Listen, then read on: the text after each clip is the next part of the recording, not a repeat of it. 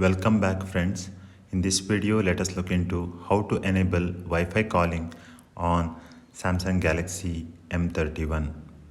First go to settings and tap on connections. Here enable the Wi-Fi calling. You will find a Vivo Wi-Fi icon instead of Vivo LTE here. This means Wi-Fi calling is enabled. Even in the dialer, you will find this Wi-Fi calling icon on the dialer. You can quickly access Wi-Fi calling option from quick menu as well.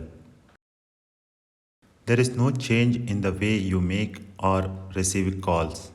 However, only difference is the call will go through Wi-Fi instead of the cellular network. So you can make or receive calls even if you have low cellular signal.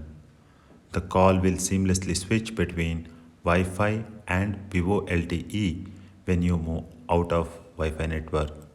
That's it for this video on how to enable Wi-Fi calling on Samsung Galaxy M31. Thanks for watching this video. Please hit the like button if you find this video useful.